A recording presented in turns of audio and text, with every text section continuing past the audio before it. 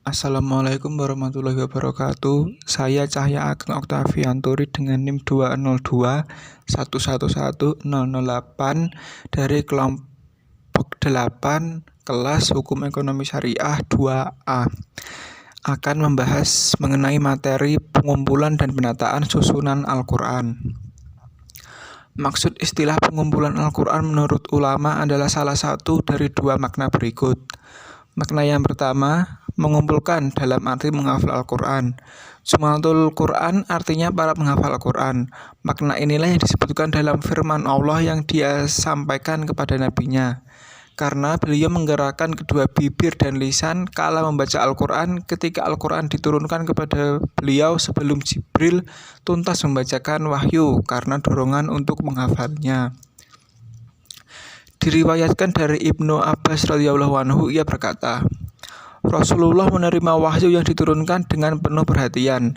Beliau menggerakkan lisan dari kedua bibir beliau karena khawatir lupa. Beliau melakukan hal itu dengan maksud untuk menghafalnya. Akhirnya Allah menurunkan, jangan engkau Muhammad gerakan lidahmu untuk membaca Al-Quran, karena hendak cepat-cepat menguasainya. Sesungguhnya kami yang akan mengumpulkannya di dadamu dan membacakannya. Maksudnya, kamulah yang akan mengumpulkannya di dadamu, lalu kamilah yang membacakannya. Firman-Nya, apabila kami telah selesai membacakannya, maksudnya adalah apabila kami menurunkan Al-Quran kepadamu. Firman-Nya, maka ikutilah bacaannya itu. Maksudnya adalah dengarkanlah firman-Nya. Kemudian sesungguhnya kami yang akan menjelaskannya, yaitu kami akan menjelaskannya dengan bahasamu. Lafal dalam riwayat lainnya menyebutkan maknanya adalah kamilah yang akan membacakannya. Sejak saat itu, ketika Jibril mendatangi Rasulullah, beliau diam mendengarkan. Lafal riwayat lain menyebutkan maknanya adalah dengarkanlah. Setelah Jibril pergi, beliau bisa membacanya seperti yang Allah janjikan. Makna kedua yaitu menulis Al-Quran secara keseluruhan dengan memisah ayat demi ayat dan surah demi surah atau dengan menyusun ayat-ayat saja. Menyusun setiap surah dalam satu lembaran secara terpisah atau menyusun ayat-ayat dan surah-surah dalam beberapa yang disatukan dengan urutan satu persatu. Selanjutnya mengenai materi pengumpulan Al-Quran pada masa Nabi. Yang pertama, mengumpulkan Al-Quran yang berarti menghafalnya pada masa Nabi Sallallahu Alaihi Wasallam. Rasulullah Sallallahu Alaihi Wasallam sangat tertarik pada wahyu, selalu menantikan turunnya wahyu dengan penuh kerinduan, lalu menghafal dan memahaminya. Hal ini sebagai bukti kebenaran janji Allah. Sesungguhnya kami yang akan mengumpulkannya di dadamu dan membacakannya. Berdasarkan surat Al-Qiyamah ayat 17. Dengan demikian, beliau adalah hafiz pertama. Beliau adalah teladan baik bagi sahabat-sahabat beliau dalam hal ini. Beliau begitu tertarik pada wahyu karena menyukai asas agama dan sumber risalah. Al-Quran turun dalam rentang waktu selama 20 sekian tahun. Kadang hanya satu ayat saja yang turun secara tersendiri, dan kadang beberapa ayat hingga 10 ayat turun sekaligus. Setiap kali ada ayat turun, ayat tersebut dihafal dalam dada dan dipahami dalam hati. Bangsa Arab memiliki kekuatan hafalan karena watak yang mereka miliki. Mereka tidak bisa baca tulis sehingga tidak bisa menulis secara syair. Tidak bisa menulis sejarah syair dan nasab. Lalu mereka mengganti kekurangan tersebut dengan hafalan di dada. Al-Bukhari dalam kitab Sahihnya menyebutkan 3 riwayat tentang 7 orang hafiz, yaitu yang pertama Abdullah bin Mas'ud, yang kedua Salim bin Makil Maulana Abu Huzaifah, yang ketiga Mu'az bin Jabal, yang keempat Ubay bin Ka'ab, yang kelima Yaid bin Sabit, yang keenam Abu Zaid bin Sakan, dan yang ketujuh Abu Darda. Riwayat pertama, diriwayatkan dari Abdullah bin Amr bin As, ia berkata bahwa aku mendengar Rasulullah Sallallahu Alaihi Wasallam bersabda, ambillah atau pelajarilah Al-Quran dari 4 orang, yaitu Abdullah bin Mas'ud, Salim, Mu'az bin Jabal, dan Ubay bin Ka'ab. 2 dari 4 sahabat di atas adalah kaum muhajirin, yaitu Abdullah bin Mas'ud dan Salim, dan 2 orang lainnya adalah orang Ansor, yaitu Mu'az bin Jabal dan Ubay bin Ka'ab. Riwayat kedua diriwayatkan dari Qatadah. Ia berkata bahwa aku bertanya kepada Anas bin Malik, siapa yang mengumpulkan atau menghafal Al-Quran pada masa Rasulullah? Ia menjawab, 4 orang. Mereka semua dari kaum Ansor, yaitu Ubay bin Ka'ab, Mu'az bin Jabal, Zaid bin Sabit, dan Abu Zaid.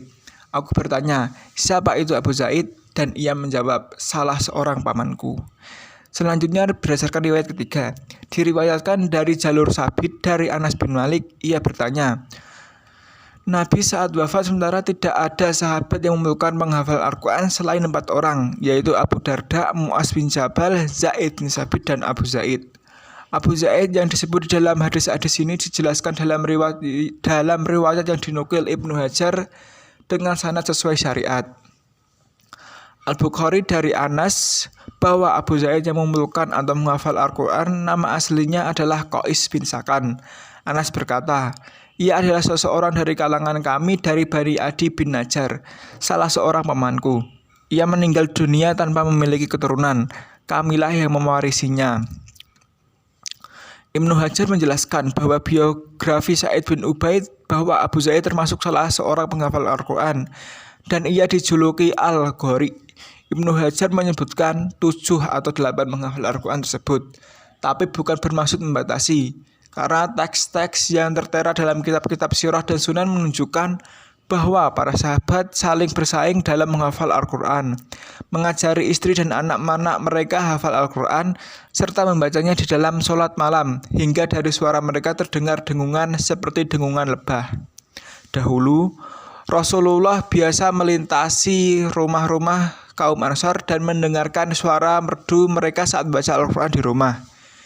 Diriwayatkan dari Abu Musa Al-Asy'ari radhiyallahu anhu bahwa Rasulullah berkata kepadanya, andai engkau melihatku saat aku mendengarkan bacaanmu semalam, sungguh engkau telah diberi salah satu suara merdu Daud.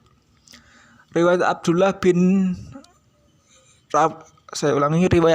menghafalkan Al-Quran, lalu aku membacanya setiap malam. Hal itu pun sampai kepada Nabi SAW, lalu beliau bersabda, bacalah Al-Quran hingga khatam dalam sebulan, dan menyebutkan diriwayatkan dari Abu Musa Al-Asy'ari. Ia berkata, Rasulullah bersabda, sungguh aku mengenali perkumpulan orang-orang dari kabilah Al-Asy'ari pada malam hari ketika mereka masuk rumah-rumah mereka melalui suara mereka membaca Al-Quran pada malam hari, meski aku tidak mengenali rumah-rumah mereka ketika mereka istirahat pada siang hari. Kendatipun para sahabat sudah sangat semangat dalam mempelajari dan menghafal Al-Quran, Rasulullah tetap memberikan motivasi dan memilihkan guru untuk mengajarkan Al-Quran kepada mereka. Diriwayatkan dari Ubadah bin Samit radhiyallahu anhu, ia berkata, apabila ada seseorang yang berhijrah, maka Nabi menyerahkannya kepada salah seorang di antara kami untuk mengajarkan Al-Quran kepadanya. Di masjid, Rasulullah SAW terdengar suara riuh bacaan Al-Quran, hingga Rasulullah SAW memerintahkan mereka melirihkan suara agar tidak keliru. Pembatasan 7 hafiz yang disebutkan oleh Al-Bukhari melalui 3 riwayat di atas diartikan bahwa 7 sahabat ini adalah orang-orang yang menghafalkan Al-Quran secara keseluruhan di dalam dada. Mereka membacakan hafalan mereka di hadapan Nabi dan sanad-sanad mereka sampai kepada kita. Adapun para hafiz lainnya yang jumlahnya banyak, mereka tidak memenuhi persyaratan-persyaratan tersebut. Terlebih, para sahabat kemudian berpencar ke berbagai wilayah dan sebagian dari mereka menghafal Al-Quran dari yang lain. Para sahabat yang terbunuh dalam peristiwa Bi'ru Ma'unah yang disebut sebagai para qori ini sudah cukup membuktikan bahwa banyak di antara para sahabat yang hafal Al-Quran. Mereka yang terbunuh dalam peristiwa ini sebanyak 70 orang. Seperti disebutkan dalam kitab As-Sohih. Al-Qurtubi berkata, pada perang Yamamah ada 70 qori atau penghafal Al-Quran yang terbunuh pada peristiwa Bi'ru Ma'unah. Di masa Nabi penghafal Al-Quran dengan jumlah yang juga terbunuh. Inilah yang dipahami para ulama, dan dengannya mereka menakwilkan hadis-hadis yang membatasi para hafiz hanya pada 7 sahabat di atas. Al-Mawardi mengomentari riwayat Anas yang menyebutkan bahwa tidak ada yang menghafalkan Al-Quran selain 4 orang tersebut. Al-Mawardi berkata, perkataan Anas ini bukan berarti tidak ada yang menghafalkan Al-Quran selain 4 nama ini. Karena diperkirakan Anas tidak mengetahui sahabat lain selain 4 nama ini yang menghafalkan Al-Quran. Karena jika tidak seperti itu, bagaimana Anas mengetahui hal itu sementara jumlah sahabat begitu banyak dan mereka berpencar ke berbagai negeri. Anas hanya bisa mengatakan seperti itu jika ia menemui setiap sahabat secara tersendiri. Lalu setiap sahabat yang ia temui memberitahukan kepadanya bahwa Al-Quran yang ia hafalkan di masa Nabi SAW belum lengkap. Ini tentu sangat tidak mungkin. Jika memang yang menjadi acuan dalam hal ini adalah sepengetahuan Anas, maka kenyataannya tidak harus seperti itu. Riwayat mutawatir tidak disyaratkan seluruh perawi hafal hadis yang diriwayatkan. Bahkan jika hadis dihafal meski dengan cara dibagi-bagi, itu sudah cukup. Melalui pernyataan tersebut, Al-Mawardi menepis beragam syubhat yang mengira minimnya jumlah para hafiz dengan penjelasan yang meyakinkan. Ia juga menjelaskan beberapa kemungkinan terkait redaksi pembatasan yang disebutkan dalam hadis Anas dengan penjelasan tuntas. Abu Ubaid menyebutkan para penghafal Al-Quran dari kalangan para sahabat Rasulullah SAW dalam kitab Al-Qiraat. Ia menyebut para penghafal Al-Quran dari kalangan muhajirin sebagai berikut, yaitu yang pertama 4 khalifah, yang terdiri dari Abu Bakar, Umar bin Khattab, Utsman bin Affan, dan Ali bin Abi Thalib. Kemudian Tolhah, kemudian Su'ad, Ibnu Mas'ud, Huzaifah, Salim, Abu Hurairah, Abdullah bin Sa'ib, dan 4 sahabat bernama Abdullah, Aisyah, Hafsyah, dan Ummu Salamah. Sementara dari kalangan Ansar sebagai berikut: Ubadah bin Samit, Mu'az yang kunyahnya Abu Halimah, Majmah binti Jariyah, Fadullah bin Ubadah, dan Maslamah bin Makhlad. Abu Ubaid menegaskan bahwa sebagian di antara mereka ini baru menyempurnakan hafalan sepeninggal Nabi Sallallahu Alaihi Wasallam. Al-Hafidz Al-Zahabi menyebutkan dalam Al-Zabak bahwa para menghafal Al-Quran yang disebutkan di sini adalah mereka yang membacakan hafalannya di hadapan Nabi dan sanad mereka sampai kepada kita. Adapun para penghafal Al-Quran pada masa Rasulullah SAW yang sanadnya disampaikan kepada kita jumlahnya sangat banyak. Yang kedua, mengumpulkan Al-Quran yang berarti menulisnya pada masa Nabi SAW. Rasulullah SAW menunjuk sejumlah sahabat mulia sebagai pencatat wahyu, seperti Ali bin Abi Thalib, Muawiyah bin Abi Sufyan, Ubay bin Ka'ab, dan Zaid bin Sabit. Ketika ayat turun, Rasulullah memerintahkan mereka untuk menulisnya dan memberitahukan letak ayat tersebut dari surah yang mana, hingga tulisan di atas kertas menyaingi hafalan di dalam dada.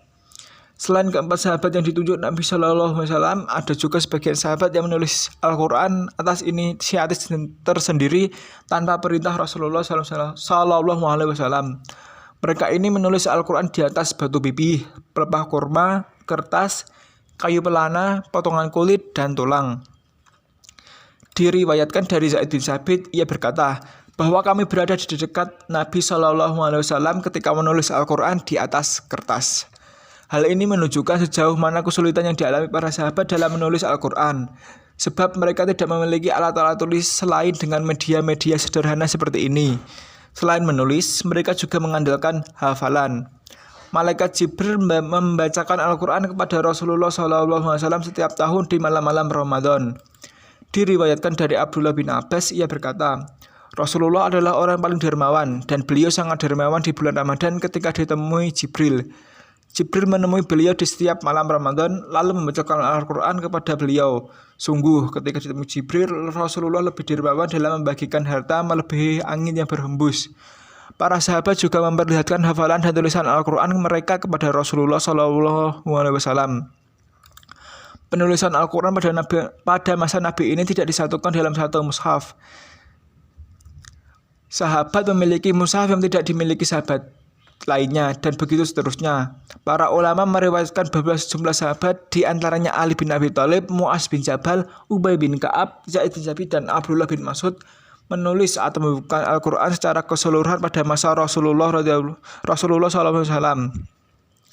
Para ulama juga menyebutkan bahwa Zaid bin Sabit adalah yang paling terakhir memperlihatkan tulisan Al-Qurannya kepada Rasulullah di antara semua nama di atas. Saat Rasulullah wafat, Al-Quran terjaga di dalam dada para sahabat dan tertulis di lembaran-lembaran seperti yang telah disebutkan di atas. Namun ayat-ayat dan surah-surahnya berserakan, belum tertata rapi. Hanya ayat saja yang ditata rapi atau setiap surah saja yang ditata rapi dalam satu lembaran secara terpisah dengan 7 dialek bahasa. Al-Quran pada saat itu belum disatukan dalam mushaf. Karena saat itu wahyu masih terus turun sehingga para penghafal menghafalnya dan para penulis menulisnya. Saat itu belum diperlukan Al-Quran ditulis dalam satu mushaf.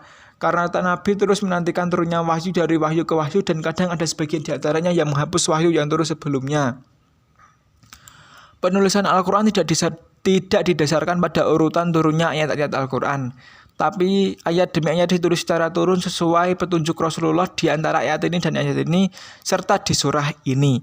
Andaikan Al-Quran secara keseluruhan dikumpulkan di antara 2 sampul mushaf, tentu akan menimbulkan perubahan setiap kali ada sebagian dari wahyu turun. Az-Zarkashi menuturkan, mushaf tidak ditulis pada Nabi agar tidak menimbulkan perubahan setiap saat. Karena itulah penulisan Al-Quran baru dilakukan belakangan hingga Al-Quran turun secara keseluruhan seiring wafatnya Nabi SAW.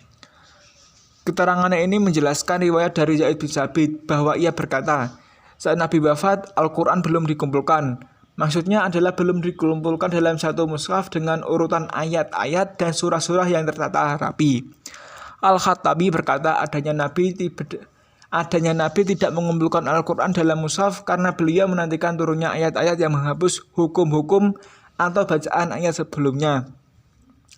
Setelah Al-Quran tidak turun lagi seiring wafatnya Nabi SAW, Allah menurunkan ilham kepada para khalifah Nabi yang mendapat petunjuk agar mengumpulkan Al-Quran dalam satu mushaf sebagai pemenuhan janjinya untuk menjaga Al-Quran bagi umat ini. Awal mula pengumpulan Al-Quran dalam mushaf dilakukan oleh Abu Bakar As-Siddiq atas saran Umar bin Khattab. Jadi istilah Jamul Quran atau pengumpulan Al-Quran pada Nabi ini memiliki 2 makna, yaitu hafalan dan penulisan atau penulisan pertama Al-Quran. Sekian materi yang dapat saya sampaikan. Terima kasih.